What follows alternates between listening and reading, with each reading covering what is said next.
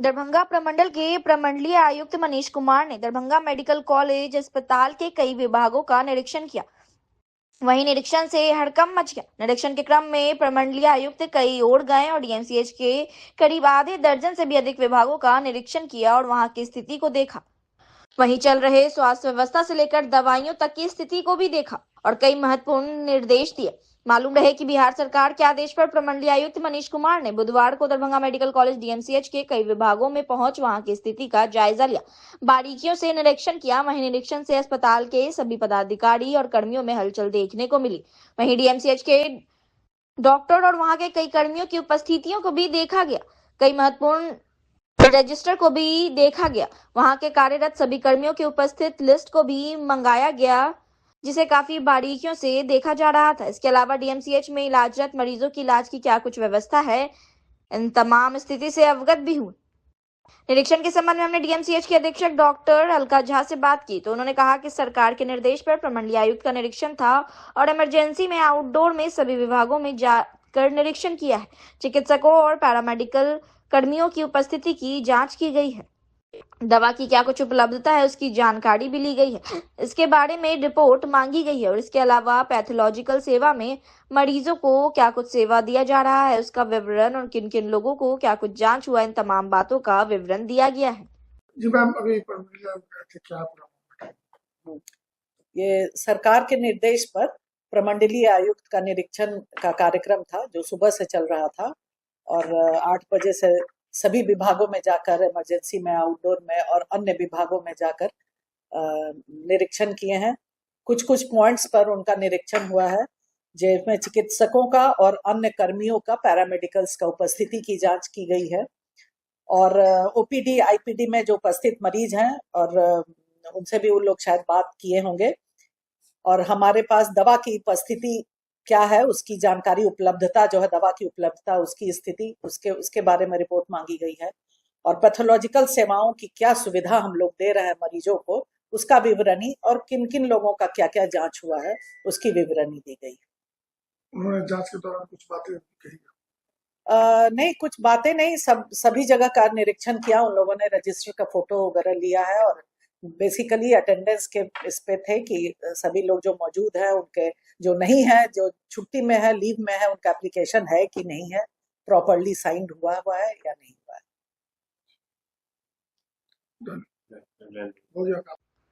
बाल अधिकार पखवाड़ा अंतर्गत अपने विचारों और समस्याओं और समाधानों को साझा करने के लिए किशोरी एक दिवसीय सम्मेलन कार्यक्रम का आयोजन किया गया दरभंगा समाहरणालय स्थित डॉक्टर भीमराव अंबेडकर सभागार में। वहीं किशोर किशोरी सम्मेलन कार्यक्रम में युवाओं को सशक्त बनाना, कल का निर्माण करना इत्यादि विषय पर वक्ताओं ने अपनी अपनी बातों को रखा।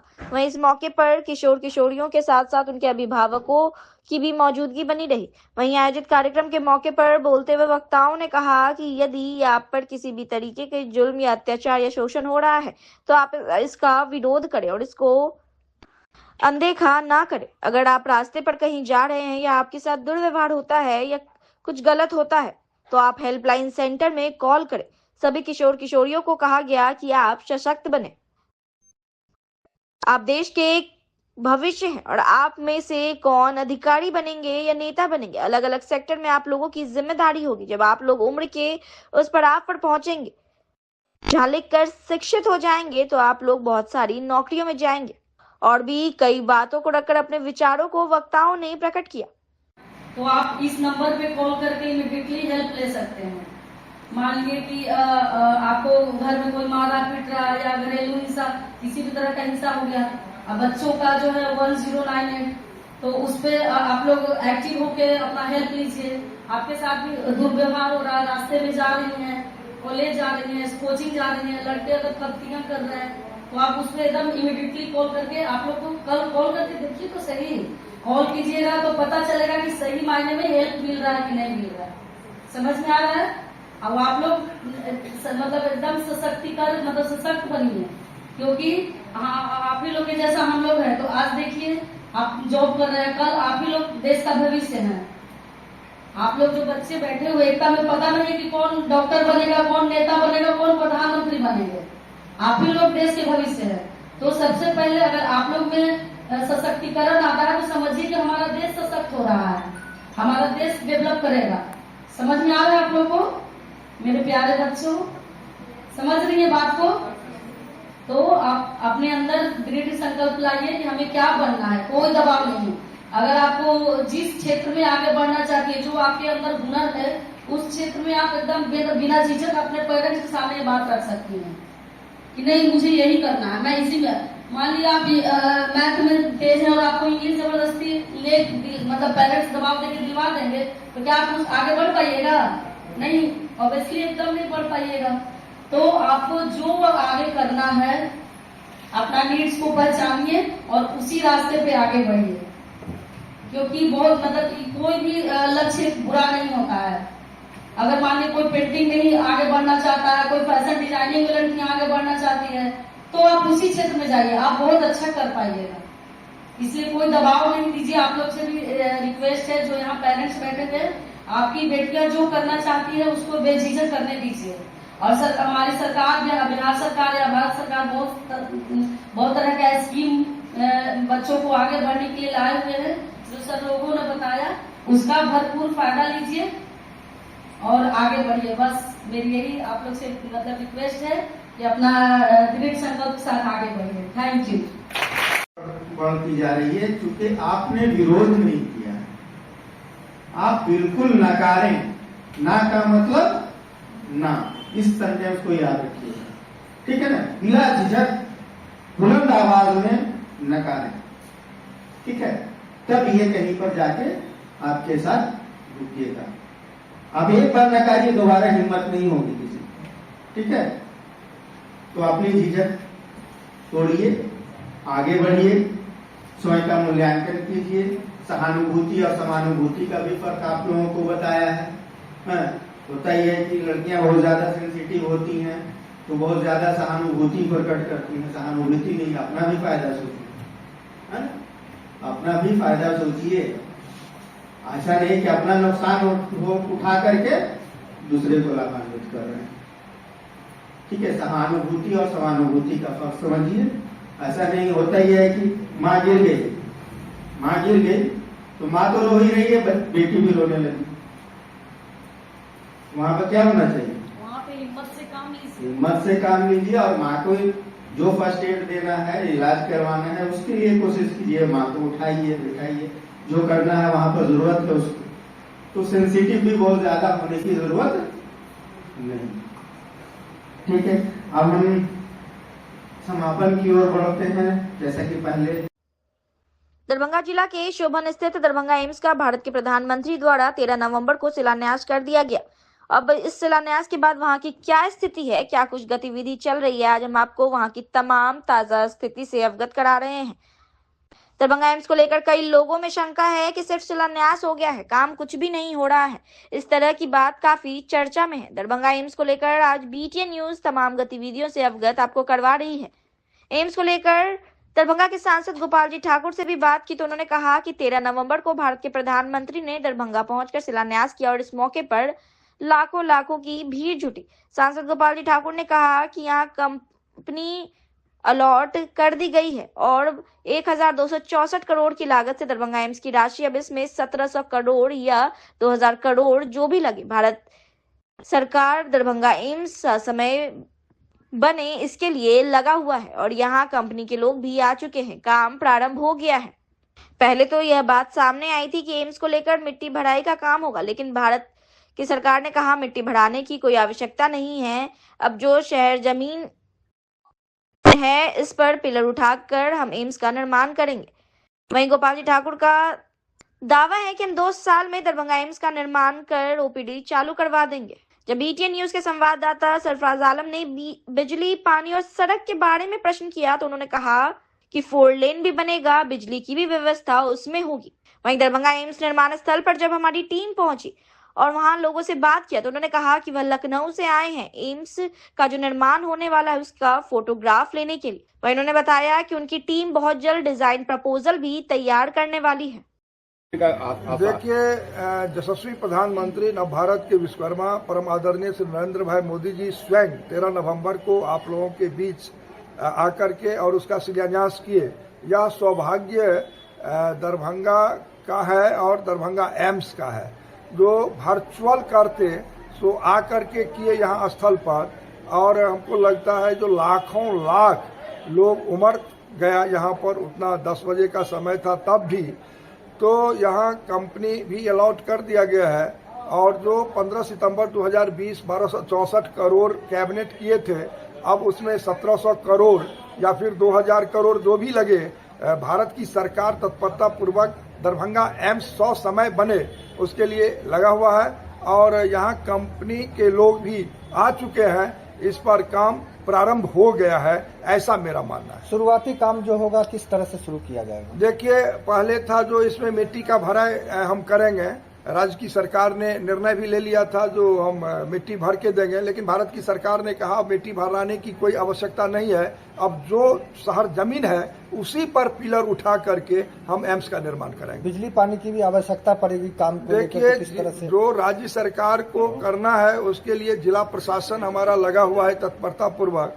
और मेरा मानना है जो 2 साल में दरभंगा एम्स निर्माण कर और हम ओपीडी चालू करा देंगे, और अगले सत्र में एमबीबीएस की पढ़ाई भी हम 4 लेन सड़क का भी है, 4 लेन भी बनेगा, बिजली का भी व्यवस्था उसमें होगा।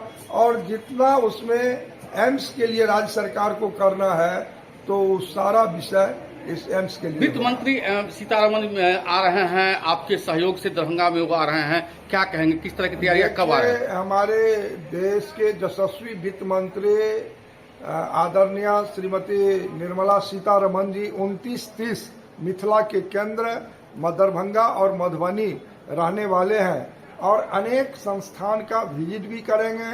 और यहाँ पर 10,000 करोड़ लगभग की राशि लोगों के बीच ऋण के रूप में वितरण भी करेंगे, जिससे लोगों को स्वरोजगार मिले। और जो नरेंद्र भाई मोदी जी का सपना है जो स्वावलंबी बने, स्वरोजगार लोगों को मिले, तो इसी के तहत यहाँ पर माननीय वित्त मंत्री जी आ रहे हैं, और यहाँ दरभंगा के राज मैदान में ऋण वितरण होगा, और मधुबनी में भी इनका कार्यक्रम है। और हम आग्रह किए हैं राष्ट्रीय मखाना केंद्र का भी विजिट करें, और यहाँ पर जो भी ऐसा संस्थान है सबका विजिट 2 मिनट करेंगे। कहाँ से आए हैं, क्या देखने के लिए यहाँ पर आए हैं? सर, हम लखनऊ से आए हैं। ये दरभंगा एम्स कॉलेज का जो निर्माण होने वाला है उसी का आज एक फोटोग्राफ्स लेने के लिए पहुँच चुके हैं साइट पे। हम लोग की टीम मिररलेज आर्किटेक्ट्स जो है बहुत जल्द ही इसका डिज़ाइन प्रपोजल तैयार करने वाली है। आज मैं फ़ोटोग्राफ्स लेके वापस अपने टीम को भेजूंगा। उसके बाद एनालिसिस के बाद, साइट ऑब्जर्वेशन के बाद हम लोग एक डिज़ाइन प्रपोजल तैयार करने जा रहे हैं। उसके बाद कुछ प्रक्रिया के बाद अगर टेंडर हम लोग को अलाउट होती है डिज़ाइन, तो फर्दर हम लोग फिर साइट डेवलपमेंट, फिर कंस्ट्रक्शन का काम स्टार्ट जल्द से जल्द करवा सकें। कंस्ट्रक्शन भी आप ही करेंगे? कंस्ट्रक्शन कंपनी एक अलग होगी, हम लोग डिज़ाइन टीम से हैं। तो आप लोग आर्किटेक्ट हैं? आर्किटेक्ट्स कंपनी से हैं। अच्छा, तो यहाँ इससे पहले भी कहीं कोई एम्स में गए हैं या फिर?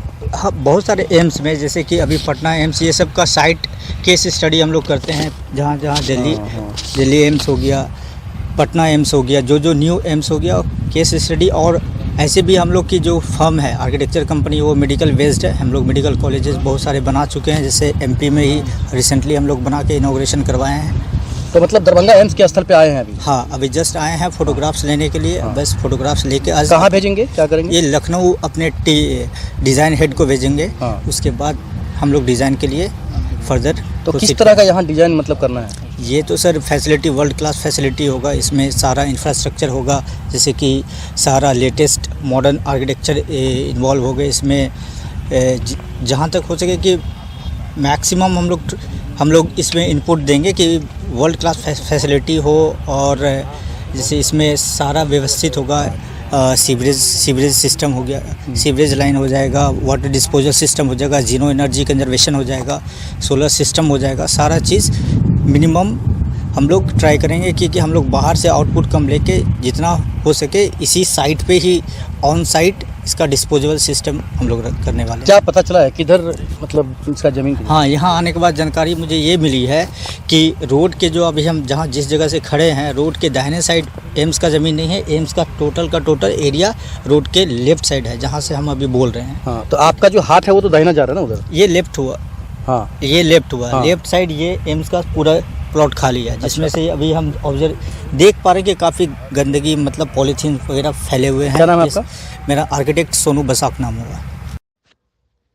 Muzaffarpur group NCC group headquarter के तत्वाधान में 34 बिहार बटालियन एनसीसी मधुबनी द्वारा आयोजित साइकिल रैली, जो मधुबनी से रवाना होकर 20 नवंबर 2024 सुबह चलकर दोपहर के समय 2 बजे 8 बिहार बटालियन एनसीसी दरभंगा में पहुंची। इस दौरान 8 बिहार बटालियन एनसीसी दरभंगा व commanding officer colonel RS Rawat एवं संपूर्ण प्रशिक्षण के साथ साथ एनसीसी कैडेट द्वारा जोरदार स्वागत कार्यक्रम किया गया।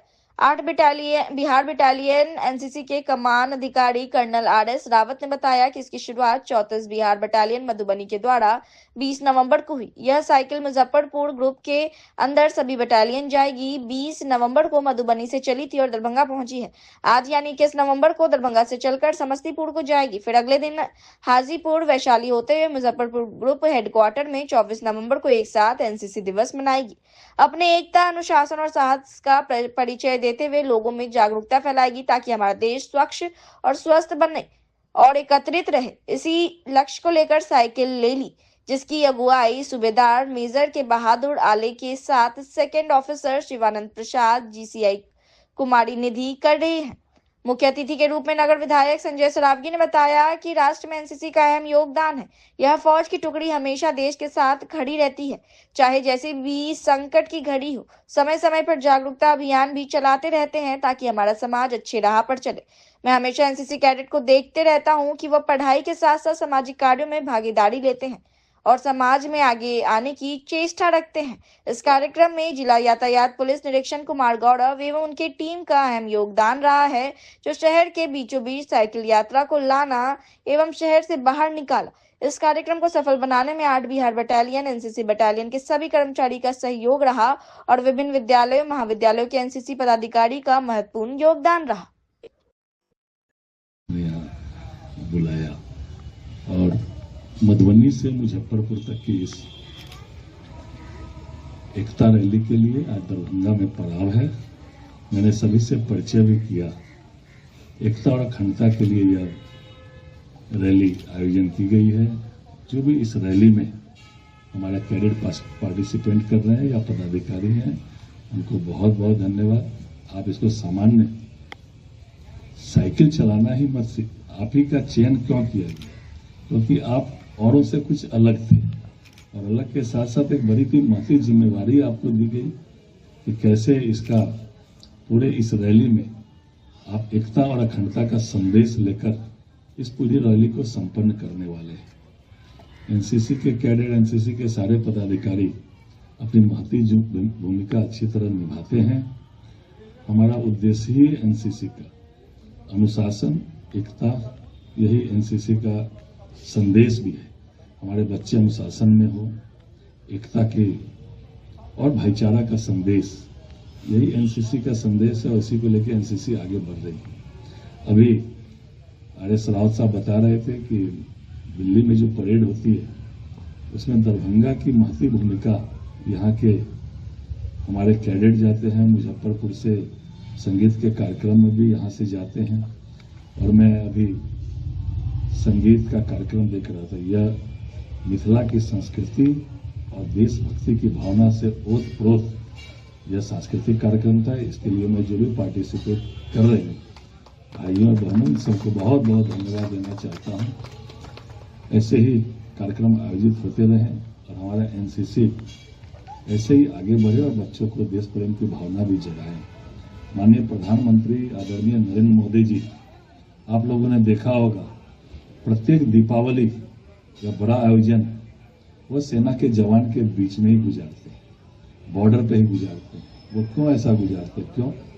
हमारे सैनिकों का मनोबल ऊंचा रहे कि हमारे बीच में प्रधानमंत्री आते हैं, हमारा उत्साहवर्धन करते हैं और आज हमारा देश सुरक्षित है, हमारे सैनिक बॉर्डर पर रक्षा कर रहे हैं, तभी हम और हमारा देश सुरक्षित है।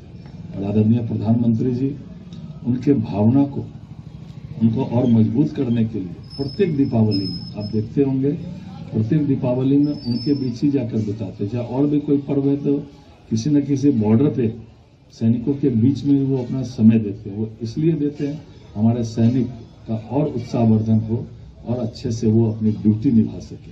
उसी तरह एनसीसी का भी उद्देश्य ही है भाईचारा, एकता और राष्ट्र का संदेश देना। वो आप बहुत अच्छी तरह निभा रहे हैं। एक बार फिर से इस एकता रैली में जितने हमारे कैडेट में हमारे पदाधिकारी हैं उनको बहुत बहुत धन्यवाद। आप अच्छे से इस मेरा भी परिचय हुआ और दरभंगा में उन सभी का हार्दिक अभिनंदन और हार्दिक स्वागत। ऐसे ही राजेंद्र सिंह रावत जी मुझे बुलाते रहेंगे तो मुझे भी बहुत अच्छा लगेगा।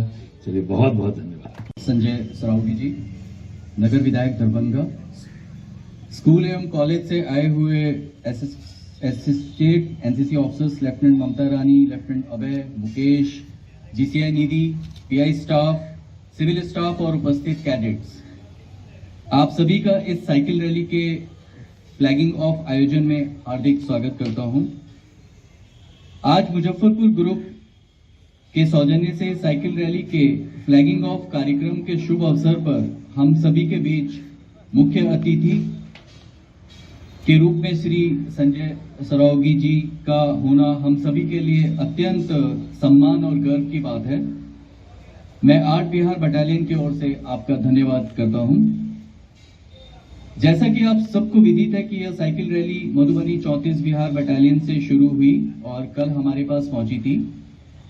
आज इसकी फ्लैगिंग ऑफ दरभंगा से होकर फिर ये लोग समस्तीपुर, आगे हाजीपुर होते हुए फिर मुजफ्फरपुर का इसका समापन होगा।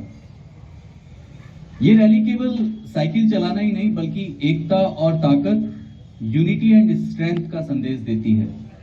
जैसे एनसीसी का मोटो भी आप जानते हैं यूनिटी एंड डिसिप्लिन है, उसी तरह यह रैली भी कैडेट्स को, हम सभी को और समाज को संदेश देती है कि जैसे साइकिल चलाने के लिए अनुशासन, कौशल और ताकत की आवश्यकता है, इसी तरह अपने जीवन में लक्ष्य को हासिल करने के लिए अनुशासन, दृढ़ता और लगन की आवश्यकता होती है, जिससे कि हम देश के विकास में अपनी भागीदारी कर सकें। अंत में सभी कैडेट्स जिन्होंने यह सांस्कृतिक कार्यक्रम में भाग लिया और सभी आयोजकों को बधाई देना चाहता हूं। अब मैं ज्यादा समय न लेते हुए माननीय संजय सरावगी साहब से अनुरोध करूंगा कि वे आकर इन कैडेट्स के हौसला अफजाई में इनको सम्मान दें। के उपलक्ष्य में 24 नवंबर जिसको सेलिब्रेट किया जाता है उसके उपलक्ष्य में साइकिल रैली निकाला गया है। From Madhubani to Muzaffarpur, route है Madhubani to Darbhanga to Samastipur, then Hajipur and Vaishali, then back to Muzaffarpur. कितने किलोमीटर का ये सफर है? 20 to 40 किलोमीटर का। तो क्या संदेश देना चाहते हैं आप देशवासियों को? यूनिटी एंड स्ट्रेंथ इसका थीम है, यूनिटी एंड स्ट्रेंथ। और एनसीसी का प्रमोशन करना, उसको एडवर्टाइज करना, ज़्यादा से ज़्यादा लोग इस यूनिफॉर्म ऑर्गेनाइजेशन से जुड़े हैं। एड हों। कुल कितने कैडेट जा रहे हैं? 12, 6 SW और 6 SD। महिलाओं कितनी लंबी दूरी तय कर रहे हैं, खास करके साइकिल से, तो क्या लगता है किस प्रकार से अंदर से आपको उत्साह है? बहुत उत्साह है। They are very happy. Yes, ma'am. They are very energetic and very happy to cover this distance. नाम बताइए। आपका अपना नाम? मेरा नाम GCI Nidhi from 34 Bihar battalion, NCC Madhubani. 9 दिवसीय मां श्यामा नामधुन नवा संकीर्तन महायज्ञ लगातार जारी है। श्यामा माई के नाम से भक्ति में श्रद्धालु डूबे हुए हैं। संपादित कार्यों की समीक्षा एवं आगे की योजनाओं पर समिति द्वारा नियमित विचार विमर्श किया जा रहा है। दरभंगा के प्रसिद्ध धार्मिक केंद्र मां श्यामा माई मंदिर परिसर में 9 दिवसीय मां श्यामा माई नामधुन संकीर्तन महायज्ञ जारी है। सुबह 6 बजे से दोपहर 12 बजे के बीच प्रातःकालीन सत्र में संकीर्तन मंडली में महेश यादव, भोजनाथ सिंह और राम कुमार यादव, दोपहर 12 बजे से संध्या 8 बजे के कालीन सत्र में अनुपमा मिश्र, विभा झा, डॉक्टर ममता ठाकुर, डॉक्टर सुषमा झा और मनोज मिश्रा, और रात्रि 8 बजे से सुबह 6 के रात्रिकालीन सत्र में पप्पू चौधरी, विपिन कुमार, मनोज कुमार झा, रामजी और काशीनाथ झा के नाम शामिल है। वहीं वाघी यंत्र पर संगत कलाकार के रूप में कीबोर्ड पर राम बहादुर एवं पारस पंकज झा, तबला पर कौशिक कुमार मलिक एवं चंद्रमणि झा, ढोलक पर मुरारी मिश्र एवं वीरेंद्र मुखिया और ऑक्टोपैड पर बिंदु और अमरजीत के नाम शामिल है। समय बिताने के साथ ही नवा संकीर्तन के प्रति मिथिलावासियों में उत्साह बढ़ता जा रहा है। आयोजन समिति के सदस्य अपने अपने दायित्व के निर्वहन में संलग्न है। वहीं एनएसएस स्वयंसेवक भी श्रद्धालुओं को व्यवस्थित दर्शन कराने एवं संकीर्तन में सहभागिता के लिए सक्रिय सहयोग दे रहे हैं। संपादित कार्यों की समीक्षा और आगे की योजनाओं पर आयोजन समिति के द्वारा नियमित रूप से विचार विमर्श किया जा रहा है। भक्तों की भीड़ कल के हिसाब से आज थोड़ी ज्यादा बढ़ गई है और हम लोग सुरक्षा व्यवस्था को और थोड़ा मुस्तैद कर दिए हैं और यहाँ हर एक व्यवस्था को सुचारू रूप से चलाया जा रहा है। जिस तरीके से भंडारा व्यवस्था को कल से ही निःशुल्क करने का प्रस्ताव था, जिसको हम लोगों ने आज निःशुल्क कर दिया है। दरभंगा वासी के कोई भी यदि व्यक्ति हो मंदिर में आते हैं दर्शन करने, कृपया आपसे अनुरोध है कि भंडारा करके ही जाएं, माता के दर्शन के साथ साथ प्रसाद लेकर के भी जाएं। अपना परिचय दीजिए। अमरजीत कारक, प्रबंधक, मां श्यामा मंदिर न्याय समिति दरभंगा। जिलाधिकारी दरभंगा राजीव रोशन की अध्यक्षता में जिला निरीक्षण समिति द्वारा बाल गृह, पर्यवेक्षण गृह और विशिष्ट दत्तक ग्रहण संस्था का निरीक्षण किया गया। निरीक्षण के क्रम civil surgeon doctor Arun Kumar, police उपाधीक्षक मुख्यालय, बाल कल्याण समिति सदस्य, किशोर न्याय बोर्ड सहायक निदेशक, जिला बाल संरक्षण इकाई दरभंगा नेहा कुमारी उपस्थित थे। जिलाधिकारी द्वारा सर्वप्रथम बाल गृह का साफ सफाई, खान पान, रसोई घर की स्थिति, सुरक्षा, स्वास्थ्य, पूर्णावास आदि की स्थिति का जायजा लिया। साथ ही उन्होंने बच्चों से पढ़ाई एवं अन्य समस्याओं के संबंध में फीडबैक लिया। बताया गया कि बाल गृह के 2 बच्चों को राज्य बाल अधिकार संरक्षण आयोग बिहार पटना द्वारा पुरस्कृत किया गया, जिनमें एक बालक गायन एवं दूसरा बालक विशेष इकाई चित्रकला के क्षेत्र में संबंधित है। गौरतलब है कि दोनों बच्चों को जिलाधिकारी द्वारा प्रशस्ति पत्र एवं मेडल देकर सम्मानित एवं उत्साहवर्धन किया गया। बहादुरपुर डीएपी खाद के भयंकर किल्लत व कालाबाजारी के खिलाफ अखिल भारतीय किसान महासभा के दरभंगा जिला परिषद के बैनर तले सैकड़ों किसानों ने जिला कृषि पदाधिकारी कार्यालय के समक्ष प्रदर्शन किया। अखिल भारतीय किसान महासभा के जिला अध्यक्ष अभिषेक कुमार, जिला सचिव धर्मेश यादव, शिवन यादव, प्रवीण यादव, केशरी यादव, सूर्य नारायण शर्मा, कोमलकांत यादव, मकसूदन यादव आदि के नेतृत्व में बहादुरपुर प्रखंड में जुलूस निकला। प्रदर्शनकारी डीएपी की किल्लत क्यों, मोदी नीतीश सरकार जवाब दो, खाद के कालाबाजारी पर रोक लगाओ आदि नारे लगा रहे थे। प्रदर्शनकारी प्रदर्शन करते हुए बहादुरपुर अनुमंडल कृषि भवन में बीज वितरण में गए जिला कृषि पदाधिकारी को किसानों के बीच घेरकर जमकर नारेबाजी की। किसी तरह जिला कृषि पदाधिकारी प्रदर्शनकारियों से बचकर अपने कार्यालय कक्ष में पहुंच पाए। प्रदर्शनकारी किसान भवन को घेरकर धरना पर बैठ गए। कोमलकांत यादव की अध्यक्षता में आयोजित सभा को संबोधित करते हुए किसान महासभा के राज्य सह सचिव अभिषेक कुमार ने कहा कि किसान आज जिले का किसान रौदी व बाढ़ को झेलते हुए किसी तरह धान की फसल पैदा कर रहा है और अभी कमर टूटे हुए किसानों की रबी फसल पर भी सरकार प्रशासन की उदासीनता, डीएपी की किल्लत, कालाबाजारी से काला बादल मंडरा रहा है। खेती के ताक के समय डीएपी का मिलना सरकारी उदासीनता व लूटखोरी के कारण है। किसान अपने संघर्ष के जरिए सरकार और लूटखोर को ठीक करेंगे। सभा को संबोधित करते हुए जिला सचिव धर्मेश यादव, केशरी यादव, प्रवीण यादव ने कहा कि जिला प्रशासन 1 सप्ताह के अंदर डीएपी का व्यवस्था नहीं करता है तो अनिश्चितकालीन धरना शुरू करने को बाध्य होंगे। सभा को शिवन यादव, मकसूदन यादव, पूर्व प्रमुख हरि पासवान, मुखिया राम बाबू शाह, संतोष सिंह, राम विनोद यादव, माले नेता विनोद सिंह, डॉक्टर लाल बाबू देव, दामोदर पासवान, मोहम्मद हम्माद, सूर्य नारायण शर्मा, अमित पासवान, रामलाल सहनी, अमर राम, त्रिवेणी यादव आदि ने संबोधित किया। 5 सूत्री मांग पर पत्र पर जिला कृषि पदाधिकारी से प्रतिनिधि मंडल से वार्ता के बाद घेराव का कार्यक्रम समाप्त किया गया। अभी हम लोग जिला कृषि पदाधिकारी के समक्ष हम लोगों का डीएपी का जो किल्लत है और बड़े पैमाने पे खाद की जो कालाबाजारी है उसके खिलाफ में जिला कृषि पदाधिकारी का समक्ष हम लोगों का प्रदर्शन हुआ है।